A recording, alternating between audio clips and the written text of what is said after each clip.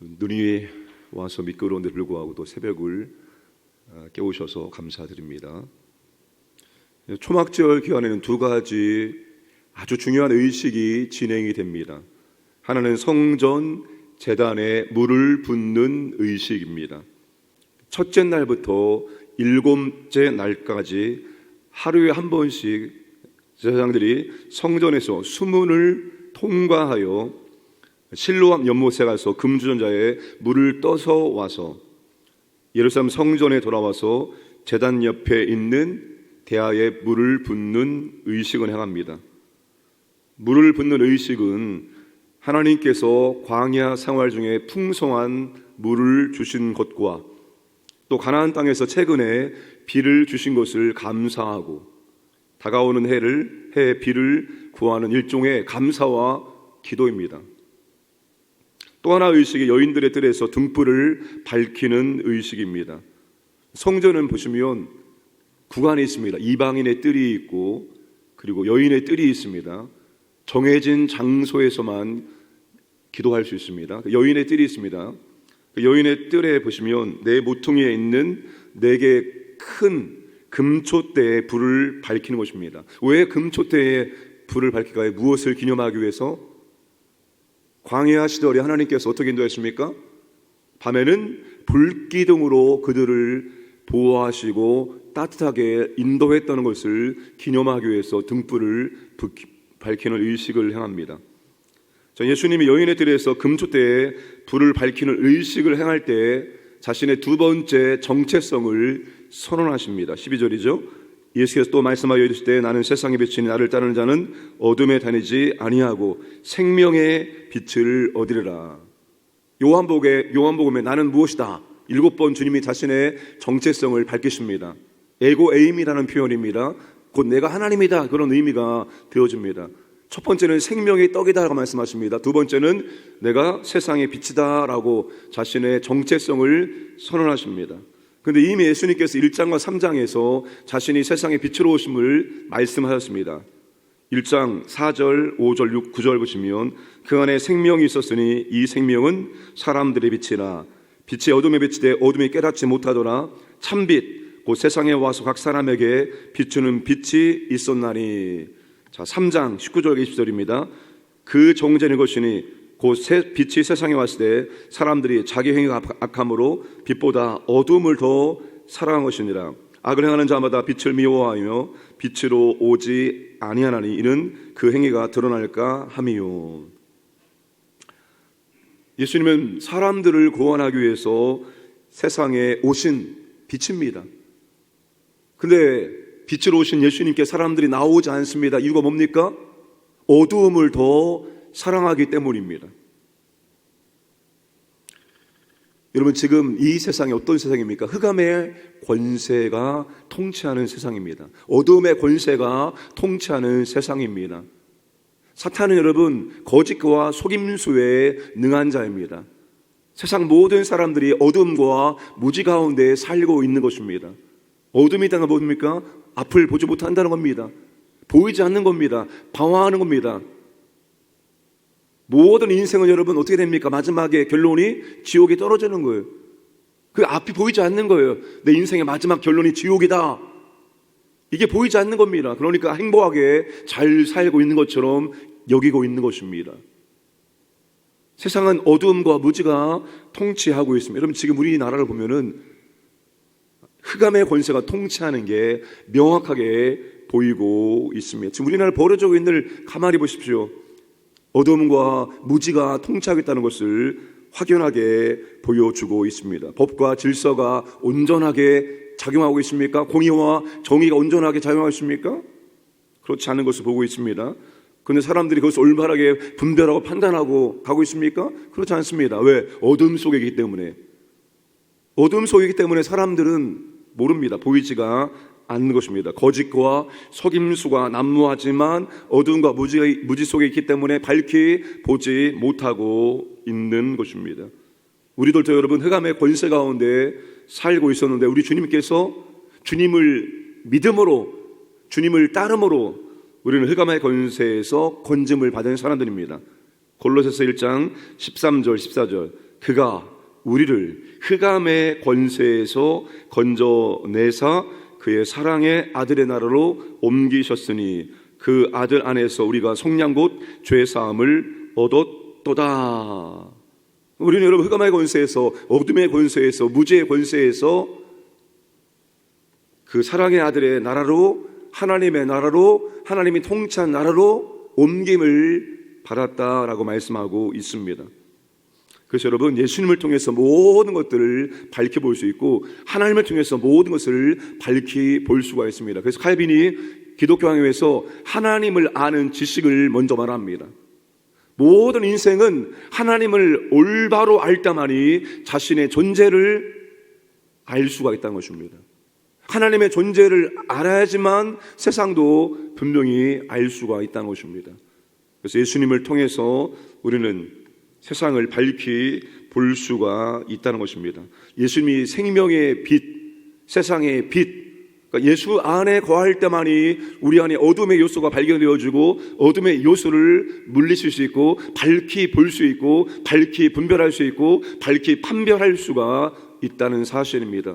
주님이 빛으로 오셨기 때문입니다. 그러니까 주님과 동행할 때만이 우리는 그 빛의 인도를 올바로 받을 수가 있습니다. 하나님께서 광야의 불기둥으로 그들의 이스라엘 백성들을 인도하셨던 것은 광야 여러분, 인도자 없으면 죽음입니다.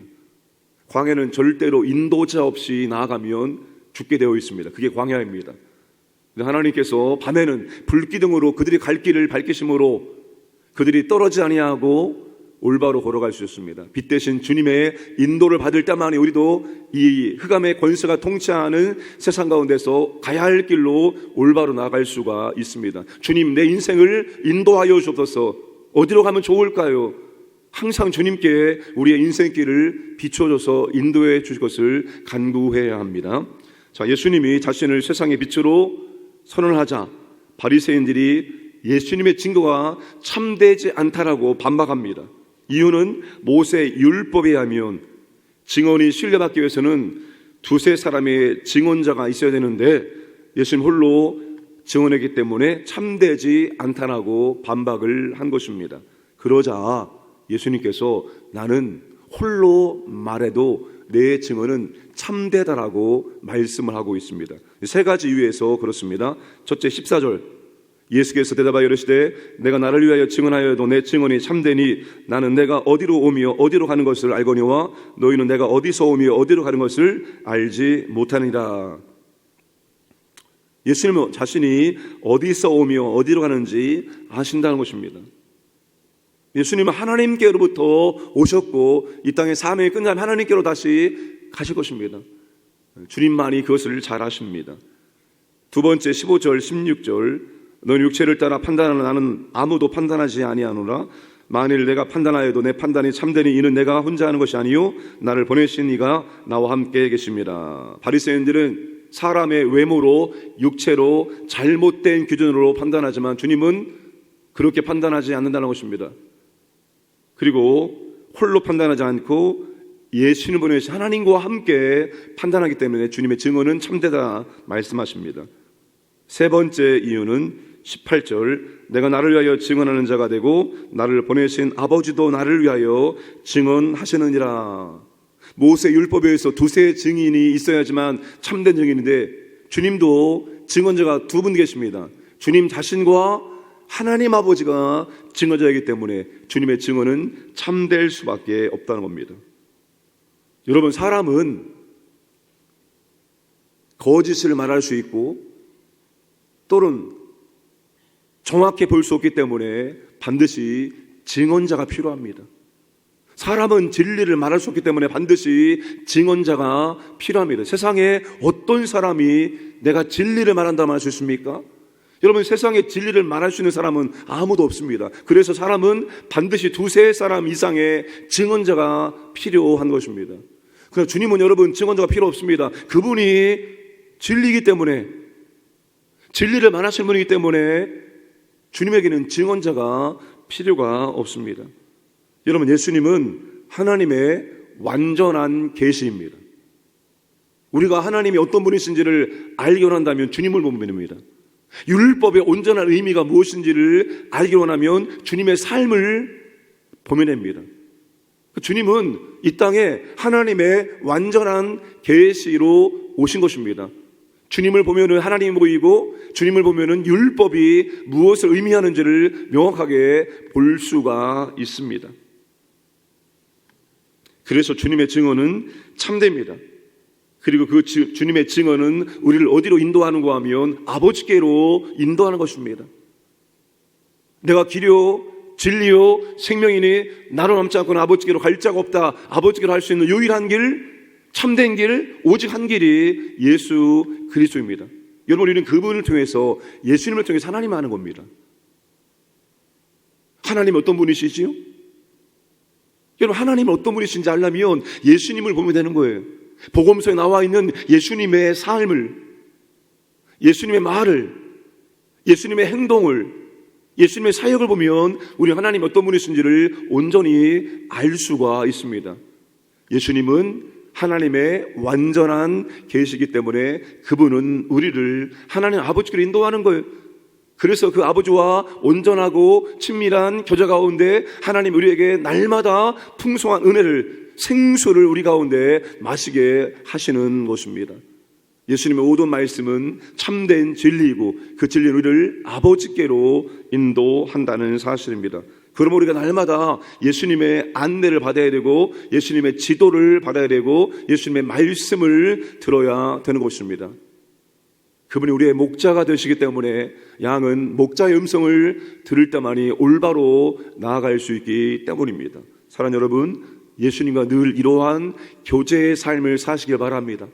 내가 예수님 한번 영접했으니까 더 이상 예수님과 나는 교제할 필요 없고, 아닙니다. 요한복음이 끊임없이 강조하는 것은 예수 그리스도와 우리의 연합입니다.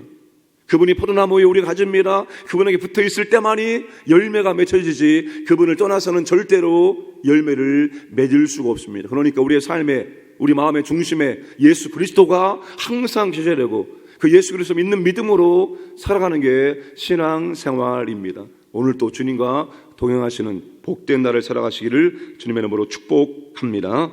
아버지 하나님 감사드립니다. 이 땅에 빛으로 예수 그리스도를 보내주시면 감사합니다.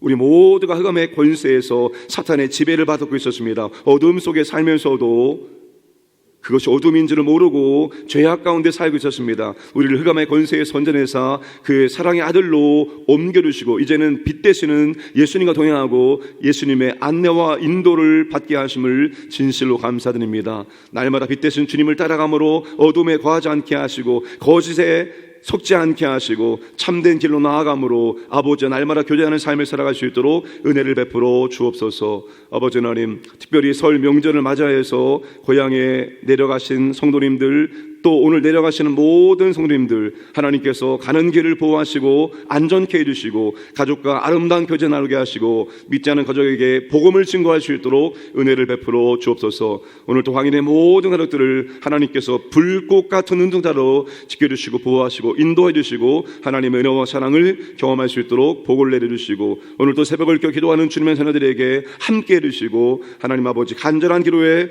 하나님의 사랑과 은혜로 응답하여 주옵소서. 이 나라 이 민족 가운데 하나님의 자비와 긍휼을 허락하시고 이 나라가 아버지 하나님 은혜 가운데 연합할 수 있도록 하나 될 수 있도록 역사하시고 인도해 주시기를 원하며 모든 말씀 예수님의 이름으로 기도드리옵나이다. 아멘.